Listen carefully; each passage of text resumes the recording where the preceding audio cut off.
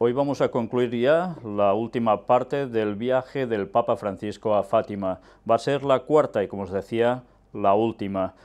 Y va a dar bastante de sí con bastante lectura, pero sobre todo lectura sumamente interesante, no solo por lo que pasó, sino por lo que tiene que venir en un futuro muy cercano.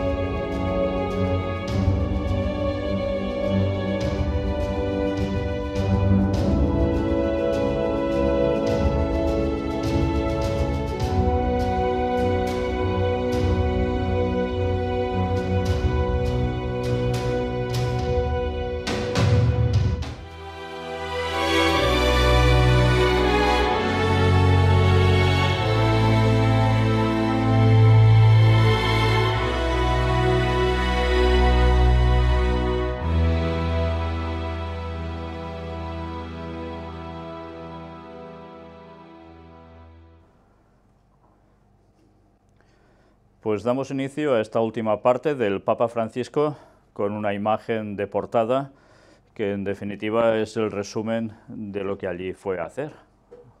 Ponerse delante de la Virgen con tantas flores de las que veis aquí, rosas, y que por supuesto implicaba todo un gran mensaje que ya hemos ido viendo. Pero vamos a ver aún bastantes más cosas. Ahora ya, cuando el Papa regresaba hacia Roma, y ya sabéis que es característico que precisamente en el viaje de regreso del avión, allí donde ha ido, tiene una rueda de prensa. Vamos a verla íntegra porque hay cosas que nos van a llamar mucho la atención. Francisco responde sin red a todas las preguntas que le formulan los periodistas. Este es el texto íntegro, vamos a verlo. ¿Qué es lo que queda ahora para la Iglesia y para el mundo entero de las apariciones de Fátima? ¿Y qué se puede esperar sobre el encuentro con Trump del 24 de mayo? Recordemos, hoy tenemos día 23 de mayo. Mañana, precisamente, habrá este encuentro entre Donald Trump y el Papa en el Vaticano. Y Donald Trump proviene ¿de dónde? De Israel.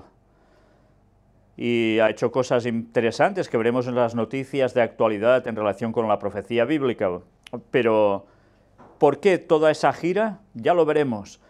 Pero atención a lo que ahora le preguntan. Y sobre todo, recordemos, hoy mismo, nos hemos levantado todos con una noticia que aconteció ayer por la noche. Y era precisamente ese ataque, otra vez dicen suicida, ahora parece ser que no era suicida, según dicen algunos, en Manchester, en Gran Bretaña, y día 22, precisamente, hacía un mes del anterior atentado. Otra vez esa casualidad de poner en 22 un atentado. Ya sabéis, o son 11 o son 22, Qué curiosa costumbre. Será que no hemos hablado veces ya de esto. Pues bien, vamos ahora a lo que le formulan como pregunta y veremos qué responde él. Fátima es un mensaje de paz llevado a la humanidad por tres grandes comunicadores que tenían menos de 13 años.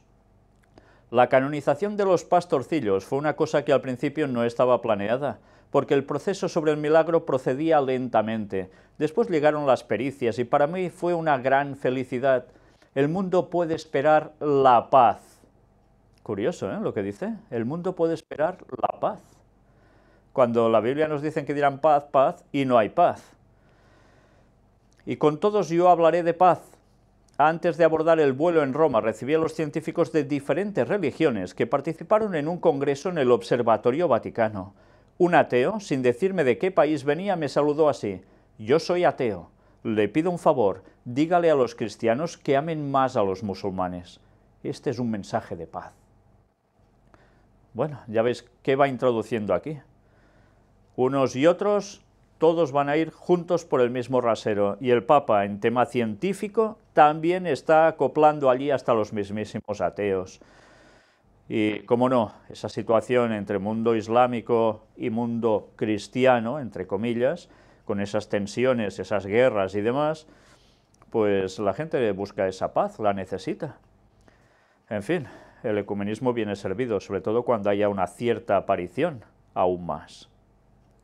Usted ayer habló sobre derribar los muros, pero dentro de algunos días se encontrará con un jefe de Estado, el presidente Trump, que quiere construir muros y que no piensa lo mismo que usted, por ejemplo, sobre el clima y sobre los migrantes.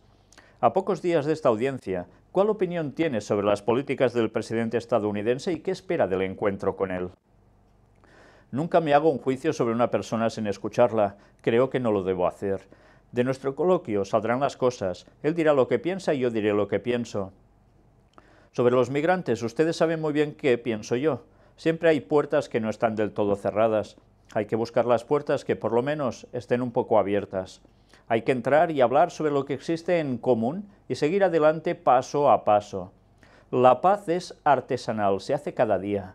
También la amistad entre las personas, el conocimiento mutuo, la estima recíproca es artesanal, se hace cotidianamente. Respeto por el otro, decir lo que se piensa sinceramente. Y ahora, después de leer esto, en retrospectiva de unos días, precisamente hoy que Donald Trump ha estado en Israel, al igual que ayer, y ya decían que por primera vez parece ser que puede llegar a conseguirse esa paz entre unos y otros en ese lugar. ¿Será así? Ahora Trump está apareciendo también como alguien que pone la paz, mientras, eso sí, vende millones y millones de dólares en armamento a Arabia Saudita, Qatar y demás. Ya lo veremos en las noticias. ¿Espera que después del encuentro el presidente Trump suavice sus políticas? Este es un cálculo político que no me permito hacer, y saben que a nivel religioso no hago proselitismo. Suena chiste, ¿eh? Usted en Fátima se presentó como obispo vestido de blanco, con las mismas palabras que usó Sor Lucía en el Tercer Secreto. Hasta ahora se aplicaban a Juan Pablo II, al atentado que sufrió, a los mártires del siglo XX. ¿Qué significa ahora? La oración a la Virgen que contenía esa expresión no la compuse yo, la hizo el santuario de Fátima. Hay una relación entre el obispo de blanco, la Virgen vestida de blanco, el blanco de los niños inocentes por el bautismo. Creo que literalmente trataron de expresar con el blanco ese deseo de paz, de inocencia, de no hacer la guerra al otro. El entonces cardenal Ratzinger explicó todo claramente sobre el Tercer Secreto. Ya veis cómo ahora dice aclarar lo que ya vimos en la anterior conferencia, que parece ser que iba por otros derroteros. Y aquí vemos una instantánea precisamente de cuando él era joven. El 13 de mayo es un día particular para usted, porque en 1992 el nuncio Calabresi le anunció su nombramiento como obispo auxiliar de Buenos Aires. ¿Ha relacionado alguna vez este hecho con Fátima? ¿En estos días ha pensado en ello? No he pensado en la coincidencia.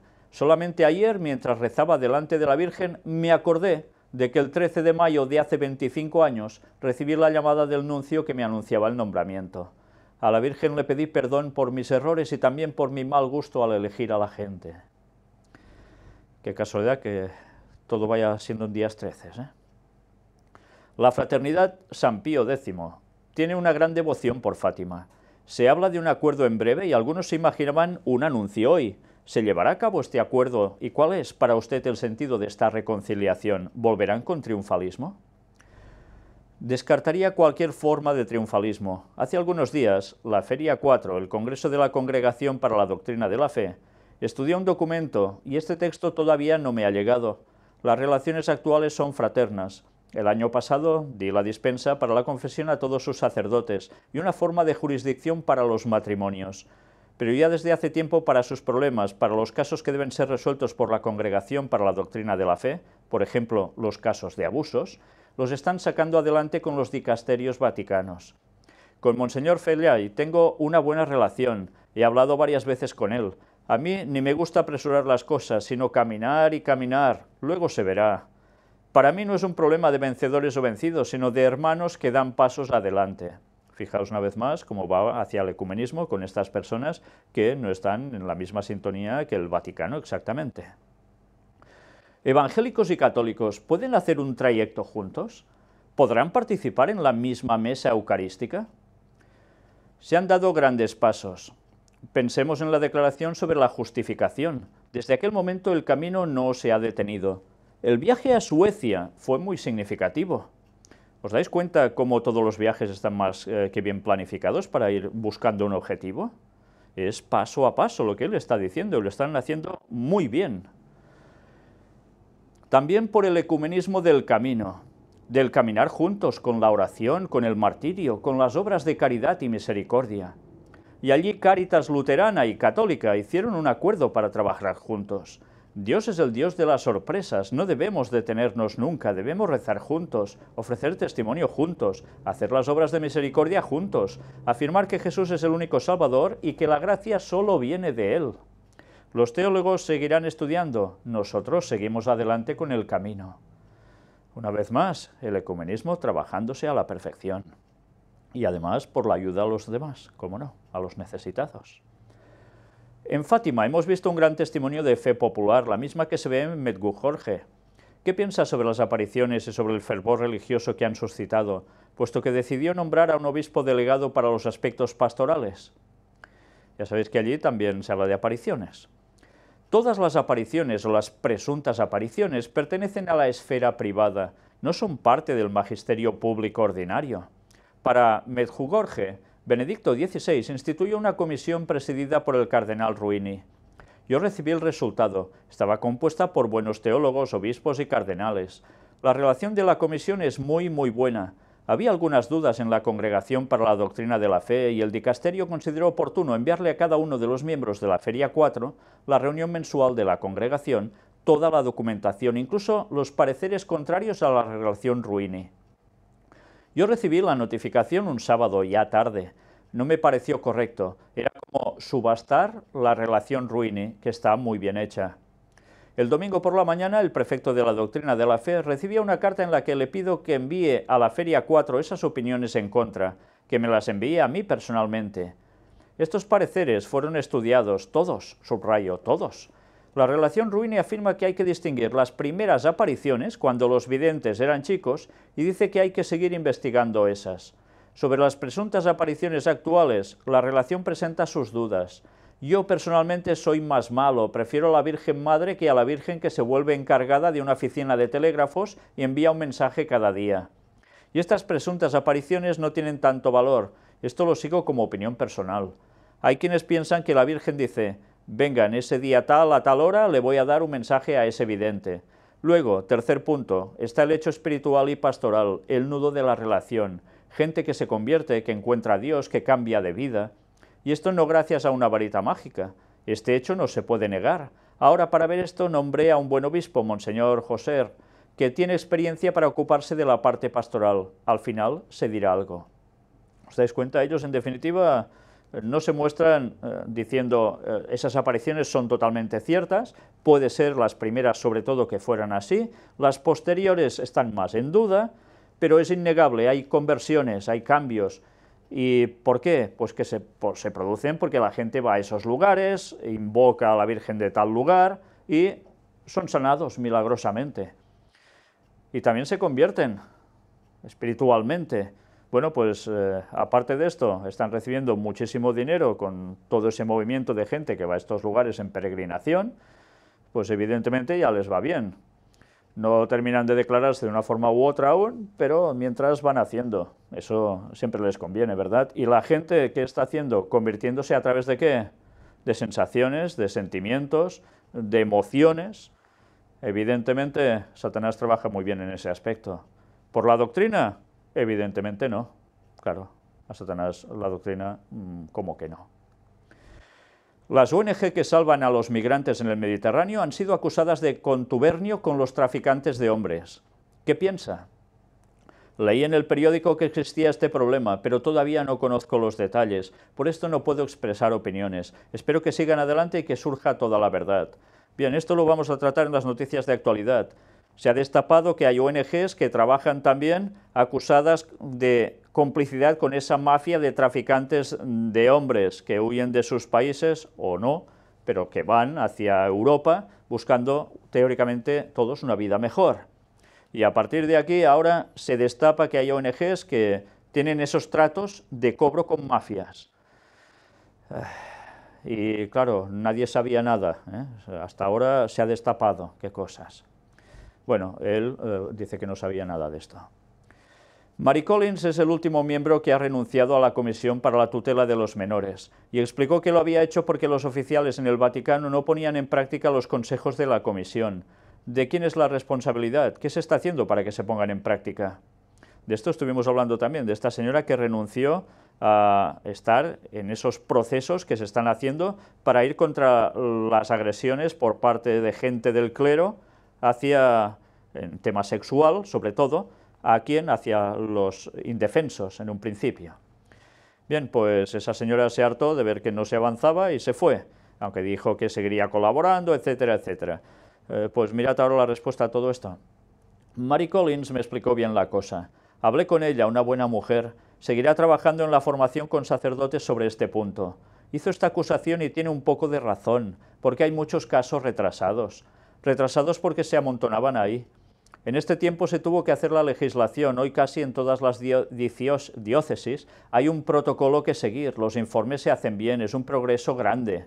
Es curioso, hasta ahora dicen que no hacen esto. Tantísimos cientos de años haciendo las aberraciones que han hecho y siguen haciendo, y ahora teóricamente todo esto lo están controlando, pero claro, tienen tantos casos acumulados que van despacio, les falta gente para esto. Veremos más noticias asociadas a esto y también en las noticias de actualidad, porque veréis si realmente esto está funcionando o es otra camama para tener entretenidos al personal, ¿eh? Y desde luego es realmente indignante. Pero en fin, aún hay tantos católicos que se siguen tragando todo esto, como si nada. Qué lástima. Hay poca gente, se necesita más personal capaz de seguir esto. El secretario de Estado y el cardenal Müller están buscando personal. Se cambió el director de la oficina disciplinaria de la Congregación para la Doctrina de la Fe, que era muy bueno, pero estaba un poco cansado y volvió a su patria para hacer el mismo trabajo. El nuevo es un irlandés, Monseñor Kennedy, muy bueno y eficiente, y esto ayudará bastante. Y luego hay un problema. A veces los obispos envían los casos, si el protocolo está bien, pasa inmediatamente a la reunión de la Feria 4, de lo contrario debe volver atrás y por esto se piensa en ayudas continentales, 1 o 2 por continentes, pretribunales o tribunales continentales. Cuando la Feria 4 reducía a un sacerdote al estado laico, si él apelaba, el caso era estudiado por la misma Feria 4. Creé otro tribunal y puse a la cabeza a una persona indiscutible, el arzobispo de Malta, Scicluna, entre los más fuertes contra los abusos. Si se aprueba la primera sentencia, se acabó el caso. El sacerdote solo tiene la posibilidad de apelar al Papa para pedir la gracia. Nunca he firmado una sola gracia. Mary Collins tiene razón, pero nosotros estábamos en la calle, hay 2000 casos amontonados esperando. 2000 casos. Y estos son los denunciados, ¿eh? Y todos los otros. En el católico Portugal se instituye el matrimonio entre personas del mismo sexo y la despenalización del aborto, así como la eutanasia. Esto le preguntan. Es un problema político y de la conciencia católica que a veces no es de pertenencia total a la Iglesia. Detrás de esto está la falta de una catequesis bien hecha. Hay zonas, en Italia y en América Latina, por ejemplo, en las que son muy católicos y al mismo tiempo anticlericales y comecuras. Me preocupa, pero le digo a los sacerdotes que es el clericalismo lo que aleja a la gente. El clericalismo es una peste en la Iglesia. Mirad por dónde sale ante esta pregunta.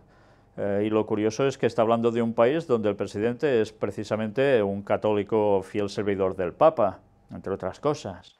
Y las leyes están yendo hacia otro derrotero de lo que oficialmente expresan ellos caras al público. Como siempre, ese extraño doble juego, ¿eh? Bien, terminamos esa entrevista y precisamente vemos esto. El Vaticano tenía 2000 casos de abusos sexuales atrasados. Desde luego no son pocos, son muchos. Y lo triste es que, como siempre, esto va avanzando lentamente y tantas personas después se quedan insatisfechas con los resultados. Bien, ya en Roma, ¿qué tenía que hacer el Papa? Pues lo de siempre. El Papa Francisco agradece por su viaje a Fátima en Santa María la Mayor. Va allí antes de partir. Al regresar, vuelve también allí a ofrecerle su viaje, su triunfo a Satanás. Según informó la sala de prensa de la Santa Sede por medio de un comunicado, el Santo Padre rezó en silencio durante más de 20 minutos y luego ofreció a la Virgen una corona de rosas blancas.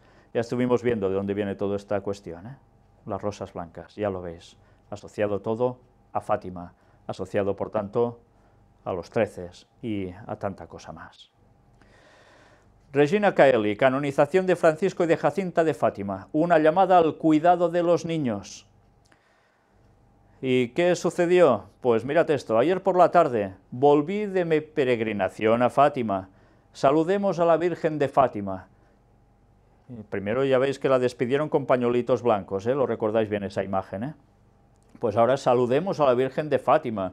Y nuestra oración mariana de hoy toma un significado particular, cargado de memoria y de profecía para quienes miran la historia con los ojos de la fe. Ya veis, cargado de memoria, que es cuestión pasada, pero también de profecía, que quiere decir cuestión futura. Una vez más nos está diciendo que algo referente a tema Fátima tendrá que ver con el futuro. Ya estuvimos hablando de esto, ¿eh? En Fátima me he sumergido en la oración del santo pueblo fiel, oración que fluye desde hace 100 años como un río, para implorar la protección materna de María sobre el mundo entero. Demos gracias al Señor que me ha concedido ir a los pies de la Virgen Madre como peregrino de esperanza y de paz. La Virgen Madre, es curioso, ¿eh? Lo mismo que le decían a Semiramis. Y doy gracias de todo corazón a los obispos, al obispo de Leiria Fátima, a las autoridades del Estado, al presidente de la República y a todos aquellos que han ofrecido su colaboración. Y así todo el mundo a los pies de la Virgen. También he querido proponer a toda la Iglesia de tomar como cargo el cuidado de los niños. Su santidad no es consecuencia de las apariciones, sino de la fidelidad y del ardor con los cuales han respondido al privilegio de poder ver a la Virgen María. Después del encuentro con la bella dama, ellos la llamaban así, rezaban frecuentemente el rosario, haciendo penitencia y ofreciendo sacrificios para obtener el fin de la guerra y por las almas que más necesidad tenían de su misericordia. Ofrecían sacrificios para esto. Qué cosas, ¿no? En nuestros días también hay tanta necesidad de oración y de penitencia para implorar la gracia de la conversión, para implorar el fin de tantas guerras por todo el mundo que se extienden cada vez más, lo mismo que el fin de tantos conflictos absurdos, grandes y familiares, pequeños, que desfiguran el rostro de la humanidad. ¿Os dais cuenta una vez más esa asociación de hace 100 años, situación de guerra mundial, y ahora haciendo lo mismo, pedir oración y penitencia como hace 100 años por esa guerra que se estaba cursando, la Primera Guerra Mundial, ahora que, como él ya dice, estamos en Tercera Guerra Mundial. Pero cuidado, que dice que iba por partes, pues ahora añade algo más, dice que se va extendiendo cada vez más.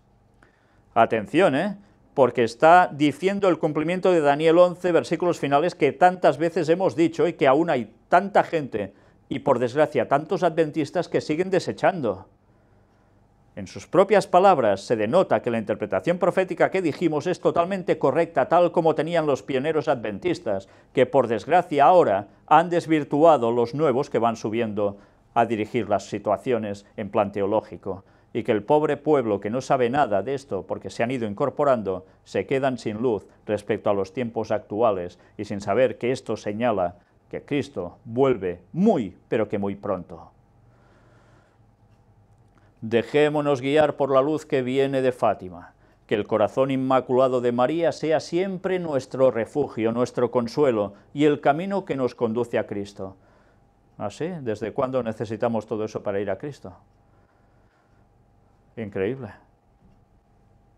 Bueno, pues como en la Biblia eso no aparece ni nos lo pueden demostrar, una vez más Esto es una mentira.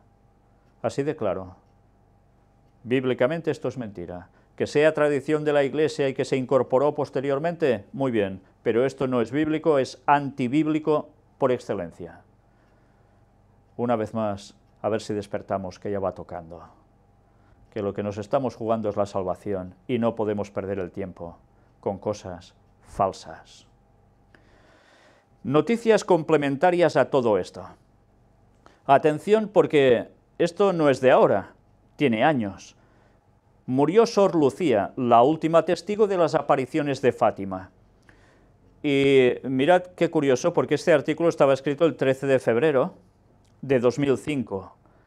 Y decía así: Sor Lucía, la última superviviente de los 3 pastorcitos a quienes la Virgen María se les apareció en Fátima, Portugal, falleció hoy a los 97 años de edad. Su tránsito a la casa del padre ocurrió un día 13, como el que en mayo de 1917 marcó su histórico encuentro con la Madre. ¿Qué os parece? Mira por dónde, otra casualidad. Va y se muere un día 13. Bueno, claro, es que está todo lleno de casualidades. Pues quizás la gente ya debería empezar a pensar cómo hay esa extraña correlación entre el 13, el Vaticano y sobre todo asociado a la Virgen María. Ya estuvimos hablando de esto con el tema de la verdadera historia de los jesuitas y que muchos se enfadaban por decir estas verdades, pero es que aún hay personas que ni viendo quieren creer y aceptar el porqué de todo ello. Cuando el 13 ya sabemos qué significa, era un número divino. Las 12 tribus más Jehová o Yahvé, los 12 discípulos más Jesús. El 13 era un número totalmente divino. ¿Y qué hizo Satanás? A aplicárselo a él. Como siempre, no inventa nada. Lo coge y se lo queda para él, desviando de la realidad. ¿Y a qué lo aplicó? Pues a la Virgen. Porque la Virgen, ¿a qué va asociado esas apariciones? Evidentemente no a Dios, sino ¿a qué? A tema satánico. Y aún hay personas que no quieren darse cuenta ni con esto. Bueno, pues mirad esta otra cuestión. Hace 36 años, San Juan Pablo II salvó de morir gracias a la Virgen de Fátima. Sí, se salvó de morir, dice él, o dijo él, gracias a la Virgen de Fátima. Este artículo estaba escrito precisamente este 13 de mayo de este año. Dice: un día como hoy, hace 36 años, San Juan Pablo II se salvó de morir en el día en que la Iglesia celebra a la Virgen de Fátima. Cuando el Santo Padre recorría la plaza de San Pedro a bordo del papamóvil saludando a los peregrinos, fue herido gravemente de bala por los disparos del turco Ali Akka. Esto los más jóvenes evidentemente no lo recordarán, pero mirad, una vez más, qué casualidad, era un día 13. Y mirad qué llegan a contar respecto a todo esto. Le pegaron 4 tiros. Las balas lo alcanzaron, 2 de ellas se alojaron en su intestino, otra impactó en su brazo derecho y la 4ª bala en la mano izquierda. Mirad qué va diciendo aquí. Durante su etapa de convalecencia, San Juan Pablo II estudió al detalle los informes de las apariciones de Fátima y al año del atentado viajó por primera vez a Fátima, en Portugal, para agradecer a la Virgen su intervención para la salvación de mi vida y el restablecimiento de mi salud. En diciembre de 1983, el santo visitó y perdonó en la cárcel a Akka, quien expresó: ¿por qué no murió? Yo sé que apunté el arma como debía y sé que la bala era devastadora y mortal. ¿Por qué entonces no murió? ¿Por qué todos hablan de Fátima? En 1984 el Papa Wojtyła formalizó su devoción y agradecimiento a la Virgen donando al santuario de Fátima la bala que le extrajeron y que fue engarzada en la aureola de la corona de la imagen, como ya dijimos en estas conferencias. La faja blanca que el pontífice llevaba el día del atentado fue donada al santuario mariano polaco de Jasna-Góra, cuya Virgen es venerada desde hace siglos por sus compatriotas como símbolo de la unidad nacional. En 2001 la justicia italiana extraditó a Turquía a Ali Akka, después que San Juan Pablo II intercediera por él ante el presidente de Italia. Akka había pasado 20 años en una cárcel del país. Y ahora vamos a ver un vídeo donde nos muestran esas imágenes y nos explican un poco toda esta cuestión. Pues bien, ya habéis visto, sobre todo los más jóvenes que desconocíais quizás esto, no habéis visto nunca imágenes de este tipo y esta historia, pues vale la pena que tengáis esa historia precisamente presente para ver esas extrañas casualidades que hicieron un panorama de cambio radical en el mundo, porque esto fue una noticia que corrió y todos los telediarios por todas partes y que suscitó después muchas más cosas. Pero ya veis, todo siempre en ese famoso día 13. Fátima, peregrinación al Carmelo de Sor Lucía. En 19 cajas lacradas, 15.483 documentos destinados a Roma para el proceso de canonización. Ya sabéis, hacía falta también algo así para Sor Lucía. El proceso diocesano de beatificación de Sor Lucía, atención ahora una vez más a los numeritos, concluyó hace 3 meses, el 13 de febrero de 2017, en el 12º aniversario de su nacimiento para el cielo. Los documentos reunidos desde el inicio del proceso, el 30 de abril de 2008, son 15.483 páginas, sigiladas con lacre rojo en 19 cajas por un notario y luego enviadas a Roma a la Congregación para las Causas de los Santos. ¿Sabéis? El proceso se terminó precisamente un 13 de febrero.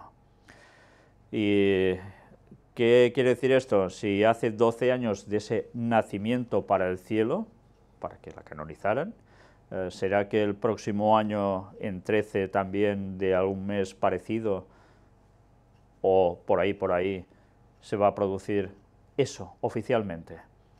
Bueno, tiempo al tiempo. Estos documentos representan el trabajo de 2 obispos, 2 postuladores, 3 vicepostuladores, 8 personas de la Comisión Histórica y 61 testigos, entre ellos un cardenal, 4 obispos y 34 laicos. El acto de clausura de este proceso, ardientemente deseado por muchas personas del mundo católico, fue presidida por el obispo de Coimbra, el obispo Virgilio Antunes, quien agradeció a todos los involucrados en el proceso de beatificación. El postulador, el padre carmelita Romano Gambalunga, citó la bienaventuranza de los puros de corazón. Lucía era una de ellos, una mujer de corazón puro, con una gran tarea durante el siglo XX, una personalidad caracterizada por su fe, por la grandeza y su humildad, su sencillez, que permitió ser guiada por su libertad espiritual a la luz de la oración y en la alegría de saber la gracia de Dios, ya que a la edad de 10 años Lucía tenía esta conciencia de estar en Dios. La fase romana del proceso de beatificación ha comenzado y se debe hacer referencia a la revisión de las virtudes humanas y cristianas de la hermana Lucía, a la luz de sus muchos escritos, incluyendo su extensa correspondencia y de los testimonios.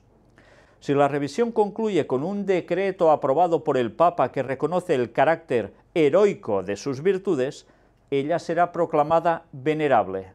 Si a continuación se verifica un milagro por su intercesión, ella podrá ser beatificada. Con la apertura de la fase romana, la Iglesia permite la distribución de las primeras reliquias llamadas de segundo grado, del tejido utilizado por Sor Lucía para devoción personal, pero sin veneración pública. Ya veis, como siempre, cómo les encantan los objetos para ser venerados, ¿eh? Un memorial se estableció cerca de Carmelo, con algunos objetos personales utilizados por Sor Lucía. Su primer rosario, la cinta que estaba utilizando en el momento de las apariciones, además del manuscrito original de su primer libro, su capa blanca y su hábito marrón de carmelita, sus trabajos bordados con oro, fotos, su máquina de escribir, la bolsa de la correspondencia, con la última, una copia del fax recibido de Roma el día antes de su muerte, en la que San Juan Pablo II, ya muy enfermo, le expresó su afecto y oración. Ella le había enviado su bastón con el cardenal Tarcisio Bertone, con el deseo de que pudiera caminar, y el Papa bromeaba sobre el bastón de Sor Lucía. Juan Pablo II le regaló un rosario que se puede ver en el memorial y tuvo un vínculo especial con Fátima y Lucía, particularmente desde el atentado del 13 de mayo de 1981. Y envió al futuro cardenal Tarcisio Bertone, entonces número 2 de la doctrina de la fe, para consultar la exactitud de la interpretación del tercer secreto y sobre su integridad antes de su publicación en 2000. A lo que Lucía respondió sí, y para verificar si la consagración del mundo al Inmaculado Corazón del 25 de marzo de 1984 había respondido al pedido hecho por la Madre de Dios, a lo que Lucía respondió nuevamente sí. Cuando Bertone señaló que algunos decían que había otro secreto que ella dijo, no conozco ningún otro. Y se sorprendió que pudieran pasar tanto tiempo buscando lo que no existe, en lugar de preocuparse de poner en práctica los mensajes bien conocidos de la Virgen. Una vez más, se reafirmaban en esos tres secretos tal como habían sido redactados, tal como se habían dicho, interpretado, y que la cuestión se quedaba así. Y eso ha ido moviendo ríos de tinta y documentales y informaciones y tantas cosas más a raudales. En fin, ya sabéis, esas cosas misteriosas que tienen esas apariciones. Y sus mensajes, claro. Francisco a los militares: la paz es un don que hay que pedir a Dios.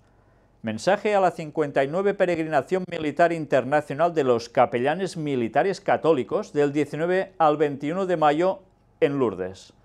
Ya veis, esto también va asociado ¿a quién? Pues a otra aparición de la Virgen, esta vez en Lourdes. Y de todo de lo que se trata, de qué se habla, pues siempre de esa paz. Mirad también esto. 13TV bate récords de audiencia con la canonización de Jacinta y Francisco en Fátima. Y la edición especial de Periferias con Ana Medina obtuvo un 6,1% y la Santa Misa de canonización alcanzaba el 6,6% de share. Cerca de 300.000 espectadores estuvieron siguiendo el sábado la programación especial de 13TV con motivo de la peregrinación del Papa a Fátima.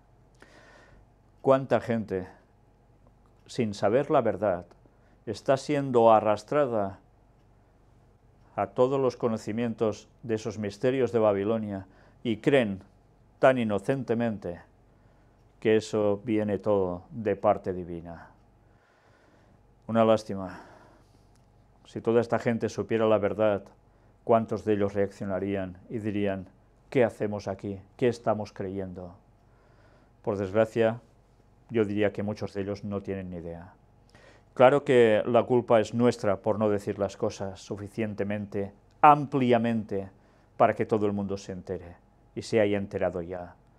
Este es un grave problema que el pueblo de Dios sigue arrastrando, que en vez de estar denunciando todas las cosas y llevando a la gente al conocimiento auténtico de la palabra de Dios, perdamos el tiempo tantas veces y cada vez vayamos dejando de lado el dar el mensaje claro y definitivo a este mundo que tanto lo necesita y que está a punto de perecer.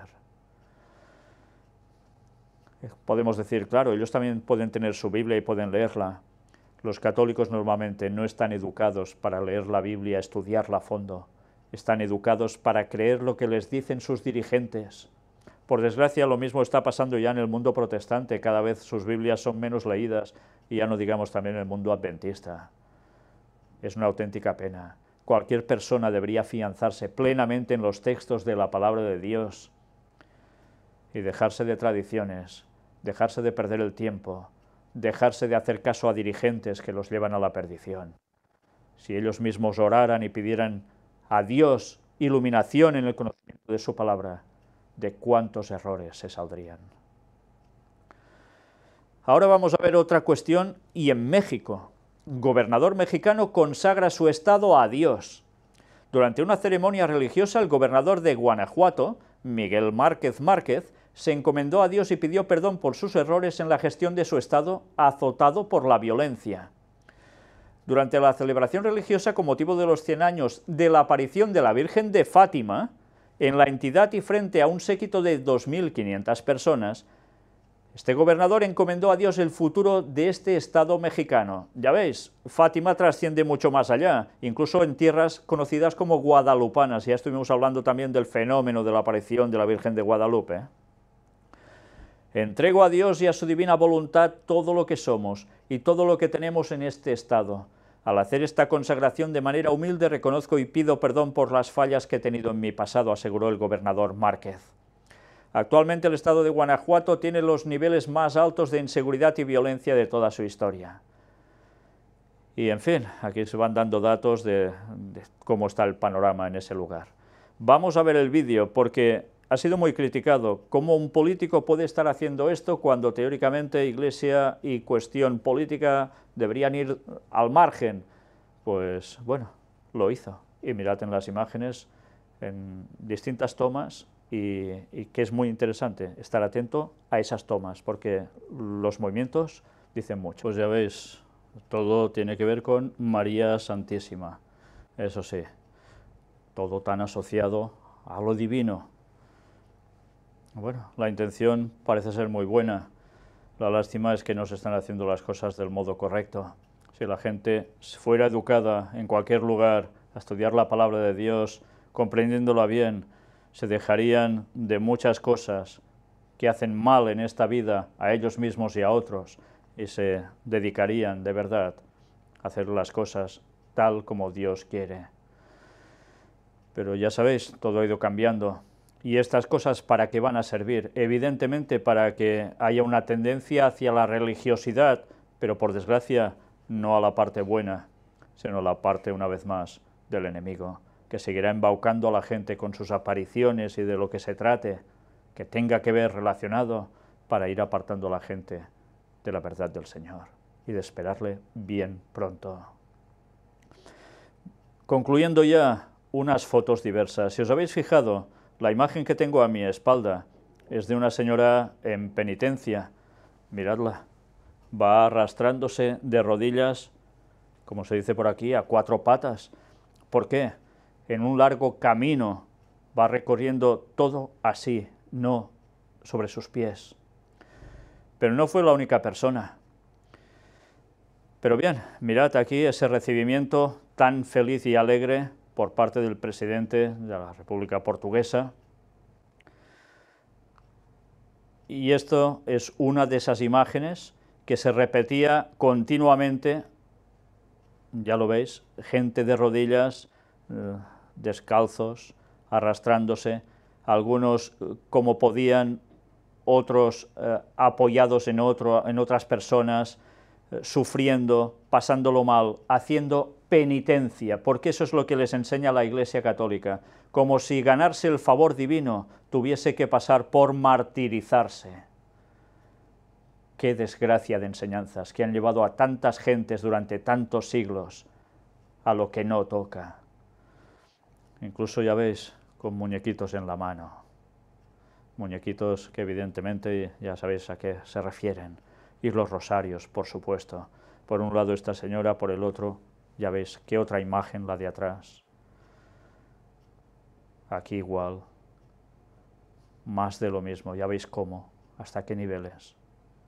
Gente con muy buena intención, y que ojalá pasasen por lo mismo que Lutero, por haber estudiado la palabra de Dios y de repente el Espíritu Santo poderles iluminar y diciendo, ¿qué haces? Esto no toca, Cristo te ha salvado, solo tienes que aceptar eso y tienes que intentar guardar los mandamientos con su ayuda, pero ya no hagas esto, no toca, esto es cuestión satánica, no lo he mandado yo, eso nos diría el Señor seguro, pero por desgracia, tanta gente aún no lo sabe y cree que haciendo cosas así van a conseguir el favor divino, como si Dios fuese tan cruel para pedir esto de cada uno de nosotros para poder ser salvos.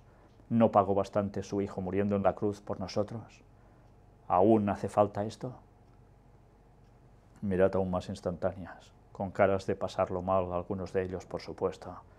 Eso sí, todo para ir a venerar un trozo de yeso y poniéndole florecillas y miles de personas a su alrededor, invocando a Semiramis sin saberlo, invocando al mismo Satanás que se hace pasar por cuestiones que tienen tanto que ver con las cosas de Dios, y el Papa con la rosa de oro entregándole todo a ella, a Satanás mismo, y la gente sin saberlo, con imágenes, con esas sensaciones, con esos sentimientos que desprenden su mirada incluso hacia la Virgen, la bella señora. Y como siempre no podían faltar también esas instantáneas de esos niños en acto cariñoso con el Papa y el Papa hacia ellos, cuando la Iglesia Católica sigue aún pasando por lo mismo en tanta cuestión con niños.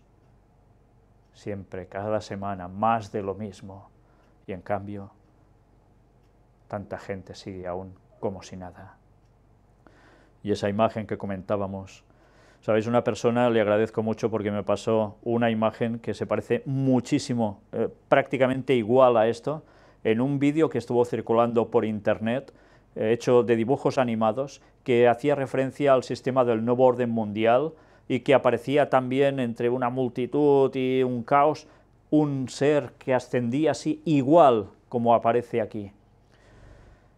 ¿Tendría que ver con este Mesías que se está esperando y que en verdad no es precisamente Jesús, sino Satanás haciéndose pasar por Jesús en ese nuevo orden mundial?